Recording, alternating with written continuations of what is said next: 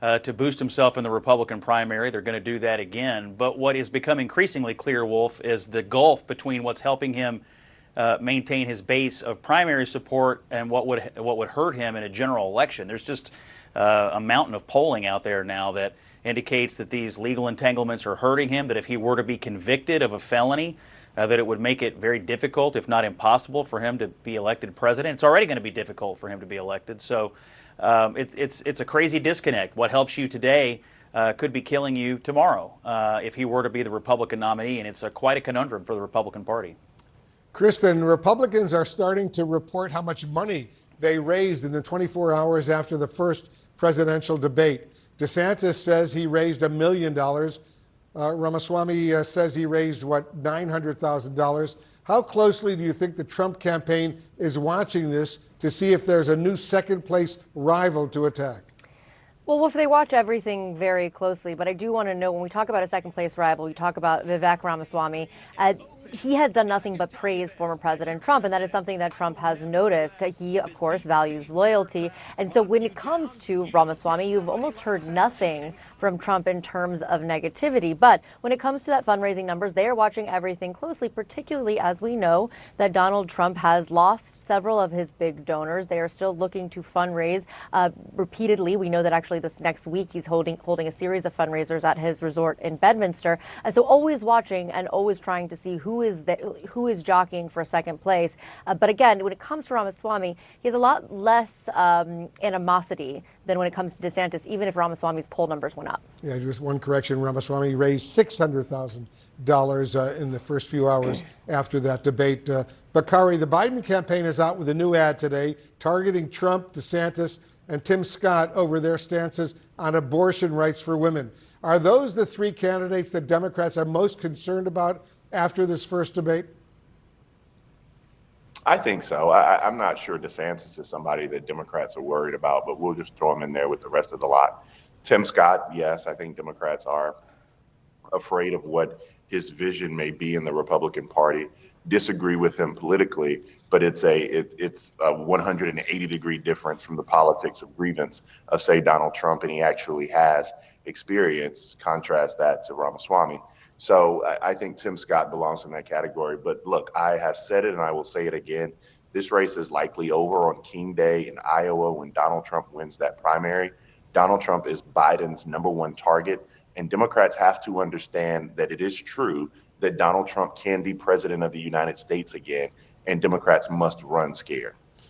Scott, senior officials say a pro-DeSantis super PAC plans to purchase at least $25 million in new ads in Iowa and New Hampshire. Do you think DeSantis is bouncing back from his earlier struggles? Well, if you look at the Des Moines Register poll that came out a few days ago, Wolf, he had the highest net faves in the Republican field, and he had the most people that were considering voting for him. So despite the national gloom and doom narrative, he actually has some underlying fundamentals that are still going well for him. I think he had a perfectly fine debate.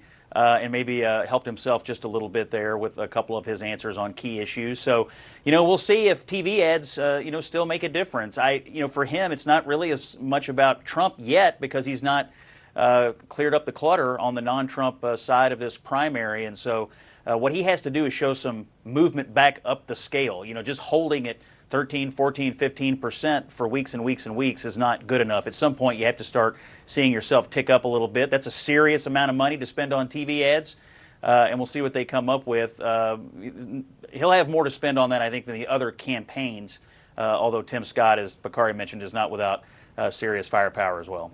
Kristen, you do a lot of reporting on this. Does the Trump campaign have the cash it needs to buy millions of dollars in ads, given how much it's spending on Trump's legal bills? Well, if I just talked to a Trump advisor about this actually right before this hit, and they said no, they are not concerned about the fundraising, but here's why. It's because of the disconnect here between Trump's legal fees that are paid for the Save America PAC and the campaign. They have kept this very separate. The campaign funds, they still say that they have more than $20 million cash on hand. When it comes to legal fees, though, they are very concerned about that. When Save America PAC, as we know and we reported several weeks ago, made a $60 million donation to another the MAGA Inc. super PAC and then asked for it back. And that is because of those extraordinary legal bills. So that is where the real concern is. And of course, as we also know, they have opened up a legal defense fund for several of these lower aides who needed legal help that Trump was paying for. So that's where the real concern is. Are they going to run out of money for those legal funds? Yeah, that's important. Bakari, I want you to listen to something that Vivek Ramaswamy said on the campaign trail earlier this afternoon about Democratic Congresswoman Ayanna Pressley. Listen to this. Ayanna Pressley, she's in the Congress today. She's a member of the squad. Her words, not mine. We don't want any more black faces that don't want to be a black voice. We don't want any more brown faces that don't want to be a brown voice. These are the words of the modern grand wizards of the modern KKK. What's your reaction to that, Bakari? Ramaswamy's kind of idiotic when he says that, and this is why his campaign has caught fire amongst some fringes on the right, because he uses these kind of slogans, he uses these tag words, but again, he has no depth. I mean, Ayanna Pressley doesn't need me to explain what she was saying, but if you are going to be someone who represents minorities in this country, if you're going to be a voice and represent them on the largest platform in the world, then you must actually speak truth to power about those issues that directly affect them. That's what Representative Pressley is saying, that you have to be true to yourself, that you have to be uplifting of your community, and you cannot act like the ills that affect black and brown people don't affect you. And for him to call her all types of names is just beneath the dignity of this type of civil discourse. Race is a very, very difficult issue for this country to grapple with. Ramaswamy in that comment showed that he's unable or unwilling or simply doesn't have the intellect necessary to tackle that issue of race by those comments he made. And quickly, Scott, what are your thoughts? Well, look, we saw Joe Biden in the last presidential campaign make a comment, akin to this, that you can't be an actual black person if you're not supporting me for president.